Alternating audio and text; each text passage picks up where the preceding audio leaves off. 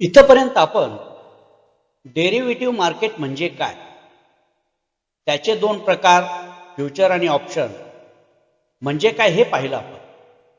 त्याच्यानंतर cash market आणि derivative market या दोन्हींच्या मध्ये असणारा फरक आपण समजून घेतला. आता आपण ऑप्शन ट्रेडिंग किंवा ऑप्शन या डेरिव्हेटिव्हच्या प्रकाराबद्दल डिटेलमध्ये समजून घेण्याचा प्रयत्न करणार. मित्रांनो, ऑप्शनचे दोन प्रकार, त्याच्यामध्ये एक असतो कॉल ऑप्शन आणि दुसरा आहे पुट ऑप्शन. आणि या कॉल ऑप्शन आणि पुट ऑप्शनला घेऊन मार्केटमध्ये दोन पद्धतीनं काम केलं जातं. म्हणजे काम करण्याच्या दोन पद्धती आहेत. याच्यामध्ये एक ऑप्शन बायर म्हणून काम करणारे लोक असतात आणि ऑप्शन सेलर म्हणून काम करणारे लोक असतात. दोघांच्या काम करण्याच्या पद्धतीमध्ये थोडासा फरक आहे. तो फरक आपण समजून घेणार. आता ज्या वेळेला मार्केटमध्ये व्ह्यू बुलिश असतो, म्हणजे मार्केट बुलिश ट्रेंडमध्ये जाणार आहे किंवा चालतं आहे, अशा कंडिशनमध्ये ज्या वेळेला आपण बायर म्हणून शेअर मार्केटमध्ये ऑप्शन बायर म्हणून काम करणार असतो, त्यावेळेला आपण सी बाय करतो, म्हणजेच कॉल ऑप्शन आपण खरेदी करतो. आपण काय करतो? कॉल ऑप्शन कधी खरेदी करतो? ज्या वेळेला आपला व्ह्यू मार्केट बद्दल बुलिश आहे, मार्केट बुलिश मुवमेंट मध्ये जाणार आहे, अशा पद्धतीचा व्ह्यू ज्या वेळेला असतो आणि आपण बायर म्हणून काम करणार असतो, तर त्यावेळेला आपण ऑप्शन मधील सीचा ऑप्शन, ज्याला कॉल ऑप्शन म्हटलं जातं, तो कॉल ऑप्शन आपण बाय करतो. काय करतो आपण? तो कॉल ऑप्शन करतो. आणि समजा मार्केट बद्दलचा व्ह्यू हा जर डाऊन ट्रेंडचा असेल, बेरिश असेल, आपल्याला वाटत असेल की मार्केट इथून पुढे डाऊन ट्रेंड मध्ये जाणार आहे, अशा वेळेला आणि आपण जर बायर म्हणून काम करणार असू, तर अशा वेळेला डाऊन ट्रेंड मध्ये व्ह्यू असताना, ऑप्शन बायर म्हणून काम करत असताना आपण पुट बाय करतो. आपण काय करतो? पुट बाय करतो. म्हणजे आपण बायर म्हणून काम करत आहोत आणि मार्केट बद्दलचा व्ह्यू जर बुलिश असेल तर आपण कॉल ऑप्शन बाय करतो, म्हणजेच खरेदी करतो. आणि मार्केटचा व्ह्यू जर बेरिश असेल तर बायर म्हणून काम करत असताना आपण पुट हा ऑप्शन खरेदी करून काम करतो. दोन्ही ठिकाणी आपण खरेदी करतो. ऑप्शन हे जे कॉन्ट्रॅक्ट असतं ते खरेदी करतो, म्हणजे सी किंवा पी आपण बाय करतो. हा झाला ऑप्शन ट्रेडिंगला घेऊन काम करण्याचा एक प्रकार. ज्यावेळेला आपण बायर म्हणून काम करू, त्यावेळेला आपण या पद्धतीनं सी आणि पी चा उपयोग करून मार्केटमध्ये काम करू.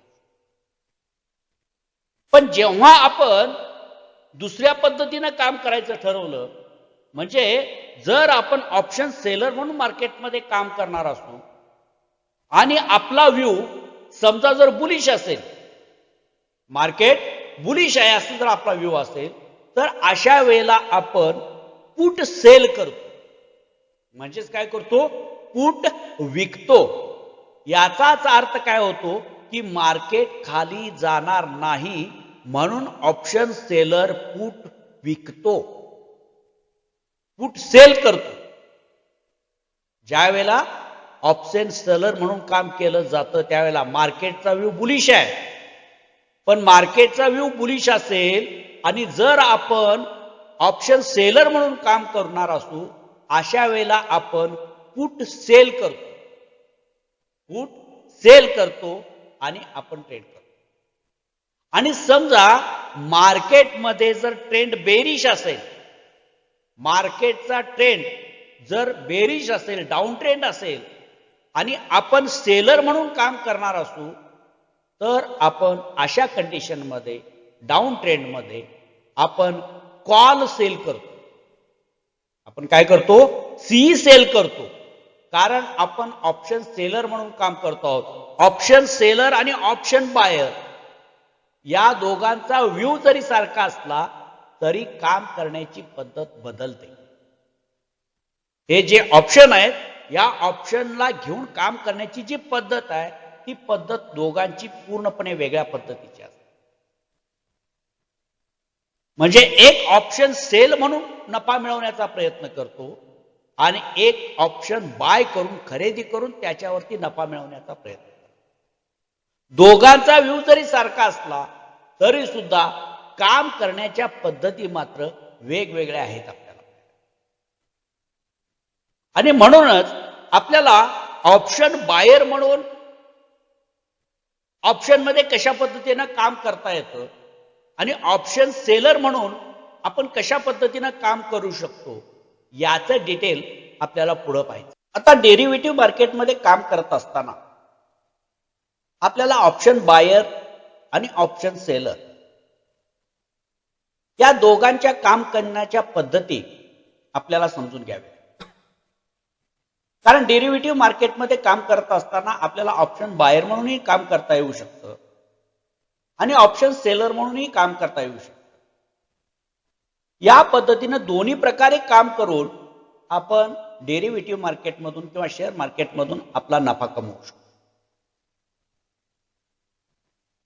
मग अशा पद्धतीचं काम करण्यापूर्वी किंवा डेरिव्हेटिव्ह मार्केटमध्ये काम करण्यापूर्वी आपल्याला ऑप्शन बायर म्हणजे काय, त्यांची काम करण्याची पद्धत काय आहे, ऑप्शन सेलर कुणाला म्हटलं जातं किंवा ऑप्शन सेलरांची काम करण्याची पद्धती काय आहे, या दोन्ही गोष्टी आपल्याला बारकाव्यानिशी समजून घ्याव्या. या दोन्ही संकल्पनांच्या मधला फरक आपल्याला समजून घ्यावा. मित्रांनो, ज्या वेळेला आपण ऑप्शन बायर म्हणून काम करतो त्यावेळेला आपण एखाद्या स्ट्राईक प्राइसचा एखाद्या ॲग्रीमेंटचा प्रीमियम आपण खरेदी करतो. म्हणजे प्रीमियम खरेदी करणारा कोण आहे, ऑप्शन बायर आहे. आणि तो प्रीमियम विकणारा जो असतो तो म्हणजे ऑप्शन सेलर. म्हणजे ऑप्शन बायर प्रीमियम खरेदी करून नफा प्रॉफिट मिळवण्याचा प्रयत्न करतो आणि ऑप्शन सेलर हा प्रीमियम विकून त्यातून नफा कमवण्याचा प्रयत्न करतो. म्हणजे ऑप्शन बायर हा हक्क खरेदी करतो आणि ऑप्शन सेलर हा हक्क विकत असतो. हा हक्क विकत असतो. हा पहिला फरक दोन्हीच्या. आता ज्या वेळेला ऑप्शन बायर म्हणून तुम्ही काम करता त्यावेळेस तुम्हाला राईट्स मिळतो, परंतु तो करार तुम्ही खरेदी केलेला असता तो करार पाळण्याचं बंधन हे ऑप्शन बायरवर नसतं. जो करार जे ॲग्रीमेंट केलेला असतं, जो प्रीमियम खरेदी केलेला असतो त्या प्रीमियम मधून बाहेर पडावं की तो प्रीमियम टिकून ठेवायचं याबाबतचा सर्वस्वी अधिकार हा ऑप्शन बायरला असतो. हा हक्क ऑप्शन बायरला असतो. त्यामुळे तो करार कधीही मोडू शकतो ते स्वातंत्र्य ऑप्शन बायरला असतं. या उलट जो ऑप्शन सेल करतो म्हणजेच ऑप्शन सेलर त्यालाच ऑप्शन रायटर असं म्हटलं जातं, त्याला हा करार टिकवण्याचं बंधन ऑप्शन सेलरवर असतं. त्या करारामधून निघून जाता येत नाही ऑप्शन सेलर. या दोघांच्या मर्यादा.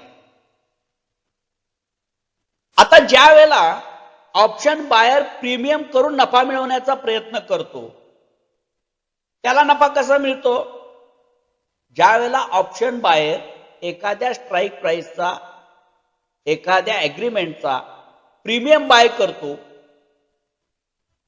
त्यावेळेला त्या प्रीमियम मध्ये जसजशी वाढ होईल तस तसं ऑप्शन बायरचा नफा होतो. ऑप्शन बायरला काय होतं, प्रॉफिट. आणि ऑप्शन सेलर म्हणून ज्यावेळेला तुम्ही काम करता त्यावेळेला तुम्हाला नफा कसा मिळणार, हा जो प्रीमियम तुम्ही विकलेला आहे त्या प्रीमियमची जी प्राइस आहे ती प्राइस म्हणजेच ऑप्शन सेलरचा नफा. म्हणजे या प्रीमियम मध्ये जितकी घट होईल, जितका तो प्रीमियम कमी होईल तितकं प्रॉफिट हे ऑप्शन सेलरला मिळत. इतकं प्रॉफिट म्हणजे हा जो प्रीमियम ऑप्शन सेलर विकतो तोच त्याचा काय असतो, नफा असतो. ऑप्शन सेलर जितक्या प्रीमियम विकलेला असतो ती जी प्राइस असते तितकाच नफा हा ऑप्शन सेलरचा. हा दोन्हीतला फरक आहे. म्हणजे ऑप्शन बायर हा प्रीमियम खरेदी करतो आणि त्या प्रीमियमवरती जितकी वाढ होईल तसं बायरचा फायदा होतो. आणि समजा त्या प्रीमियम मध्ये घट निर्माण झाली, प्रीमियम कमी व्हायला लागला, तर तो कमी होणारा प्रीमियम म्हणजेच ऑप्शन सेलरचा नफा असतो. हा ऑप्शन बायर आणि ऑप्शन सेलरना नफा होण्याची ही कन्सेप्ट आहे. आता पुढं ज्या वेळेला तुम्ही ऑप्शन बायर म्हणून काम करता त्यावेळेला मार्केटमध्ये कोणत्या प्रकारची ऍक्शन घेता, तर ज्या वेळेला तुमचा व्ह्यू मार्केटमध्ये बुलिश असेल, म्हणजे मार्केट अपट्रेंड मध्ये जाणार आहे किंवा प्राइस वाढणार आहे, अशा वेळेला म्हणजेच मार्केट बुलिश असताना ऑप्शन बायर म्हणून तुम्ही काम करत असाल तर तुम्ही सी बाय करता. मार्केट जर बुलिश असेल तर ऑप्शन बायर काय करतो, सीई बाय करतो, कॉल ऑप्शन बाय करतो, कॉल ऑप्शन खरेदी करतो. आणि जर मार्केटमध्ये बेरिश ट्रेंड असेल, मार्केटमध्ये किंमत घसरणार असेल, प्राइस कमी होणार असेल, त्यावेळेला ऑप्शन बायर काय करतो, पुट बाय करतो, म्हणजे पुट ऑप्शन खरेदी करतो. पुट ऑप्शन खरेदी करतो.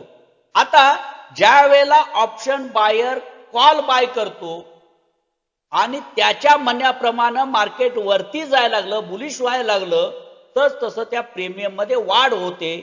ही जशी वाढ होत जाईल तस तसा ऑप्शन बायरचा प्रॉफिट व्हायला सुरुवात. समजा मार्केटमध्ये बेरिश ट्रेंड होणार आहे म्हणून ऑप्शन बायरनं पुट बाय केला आणि प्राइस खाली जायला लागली, तस तसं हा जो पुट ऑप्शन आहे त्या पुट ऑप्शनचा प्रीमियम वाढायला आणि ऑप्शन बायरचं प्रॉफिट व्हायला. म्हणजे प्रीमियम मध्ये होणारी वाढ ही ऑप्शन बायरचा नफा असतो.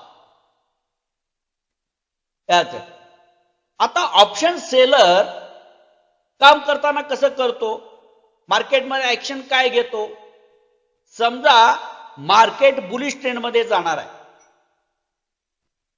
किंवा प्राइस मध्ये वाढ होणार आहे, अशा वेळेला ऑप्शन सेलर म्हणून काम करत असताना ऑप्शन सेलर काय करतो, मार्केट बुलिश असेल तर पुट सेल करतो.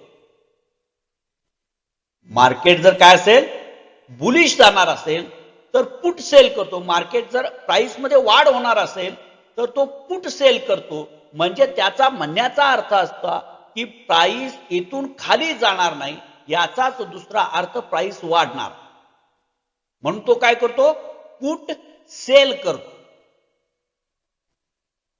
आणि सेल केल्यानंतर जसजशी प्राइस वरती जाईल तस तसं पुटचा होणारा प्रीमियम कमी होतो, तो होतो ऑप्शन सेलरचं प्रॉफिट. आणि समजा मार्केट जर बुलिश ट्रेंड मध्ये जाणार आहे, प्राइस वाढणार आहे, अशा वेळेला तू पुट सेल करतो.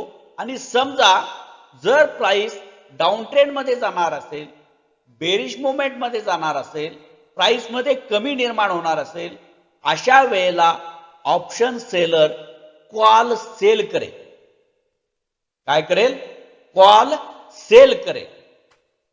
कॉल सेल केल्यामुळं प्राइस जशी खाली जाईल त्या प्रमाणामध्ये त्या ऑप्शन प्रीमियम मध्ये घट होत जाईल, तस तसा ऑप्शन सेलरचा फायदा होतो.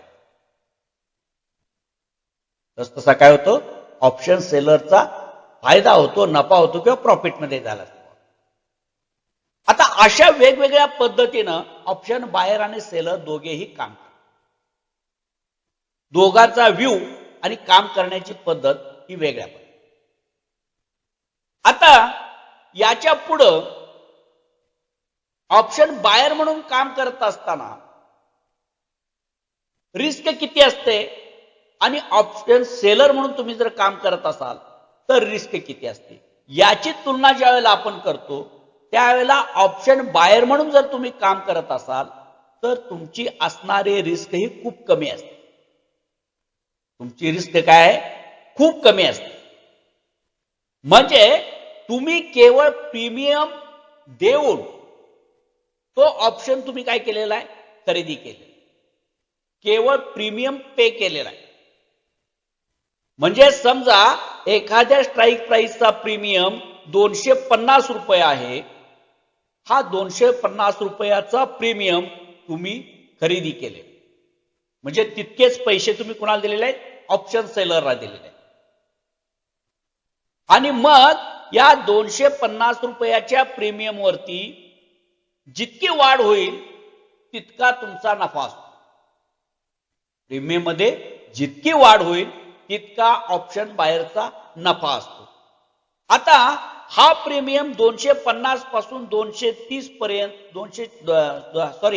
250 पासून 300 400 या पटीमध्ये कितीही वाढू शकतो. या प्रीमियम मध्ये कितीही वाढ होण्याची शक्यता असते. त्यामुळं कमीत कमी रिस्क आणि जास्तीत जास्त नफा मिळवण्याचं स्वातंत्र्य हे ऑप्शन बायर जवळ आहे. ऑप्शन बायरची इन्व्हेस्टमेंट जी आहे ती केवळ प्रीमियमची इन्व्हेस्टमेंट आहे आणि त्याच्यावरती जो प्रीमियम जितका वाढेल तितका नफा म्हणजे लिमिटेड रिस्क. म्हणजे समजा नुकसान जरी झालं त्याचा प्रीमियम कमी होत होत होत झिरो झाला तरी सुरुवातीला बाईंग केलेली जी प्रीमियम प्राइस आहे इतकाच त्या ऑप्शन बायरचा लॉस होतो जे लिमिटेड रिस्क आहे. आणि या लिमिटेड रिस्क वरती वाढणारी प्राइस किंवा मिळणारा नफा हा अनलिमिटेड आहे. म्हणजे हा प्रीमियम कितीही वाढू शकतो. 250 चा प्रीमियम 500 रुपये पण होऊ शकतो. म्हणजे वाढायला मर्यादा नाही. त्यामुळे अनलिमिटेड प्रॉफिट आणि लिमिटेड रिस्क म्हणजे कमी रिस्क वरती जास्त नफा मिळवण्याचं स्वातंत्र्य तुम्हाला ऑप्शन बायर म्हणून मिळतं. आणि याच्या उलट तुम्ही ज्यावेळेला ऑप्शन सेलर म्हणून काम करता त्यावेळेला तुमची असणारी रिस्क ही खूप जास्त असते आणि त्या प्रमाणामध्ये मिळणारं प्रॉफिट मात्र लिमिटेड असतं. म्हणून ऑप्शन सेलर म्हणून काम करत असताना असं म्हटलं जातं की अनलिमिटेड रिस्क आणि लिमिटेड प्रॉफिट.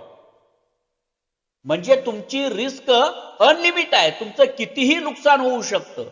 म्हणजेच कसं जेवढा प्रीमियम वाढेल तेवढं तुम्हाला ऑप्शन बायरला पे करायचे तेवढं तुमचं नुकसान होणार आहे.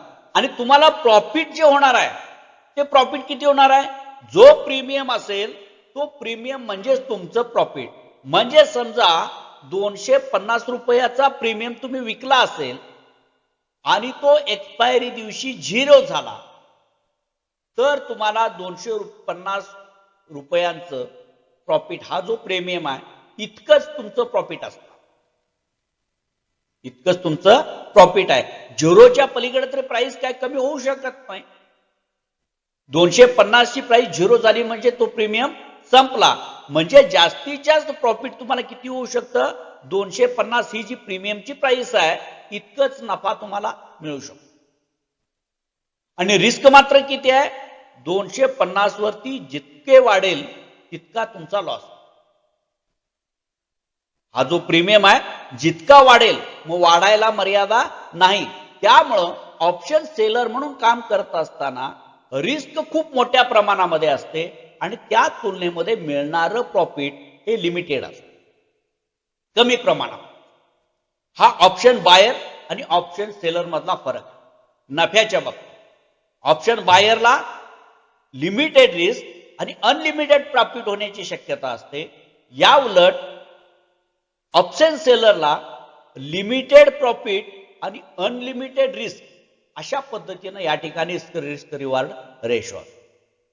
आता याच्या पुढचा मुद्दा असतो आता या ऑप्शन बायरला प्रॉफिट कधी होतं आणि ऑप्शन सेलरला प्रॉफिट कधी होतं.